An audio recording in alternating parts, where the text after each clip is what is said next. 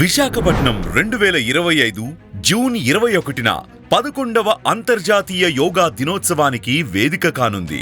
ఈ మహత్తర కార్యక్రమంలో ఏకకాలంలో 2 లక్షల మందికి పైగా భారీ యోగా ప్రదర్శన నిర్వహించనున్నారు. ఈ వేడుకకు ప్రధానమంత్రి శ్రీ నరేంద్ర మోదీ గారు ముఖ్య అతిథిగా విచ్చేస్తున్నారు. ఈ అపురూప సందర్భాన్ని పురస్కరించుకొని గౌరవ ముఖ్యమంత్రి శ్రీ నారా చంద్రబాబు నాయుడు గారు యోగా ప్రతి ఇంటికి, ప్రతి వ్యక్తికి చేరాలన్న లక్ష్యంతో యోగాంధ్ర 2025 పేరుతో 30 రోజుల ప్రత్యేక కార్యక్రమాన్ని ప్రారంభించారు. మే 21 నుండి జూన్ 21 వరకు రాష్ట్ర వ్యాప్తంగా యోగా కార్యక్రమాలు విస్తృతంగా కొనసాగుతున్నాయి.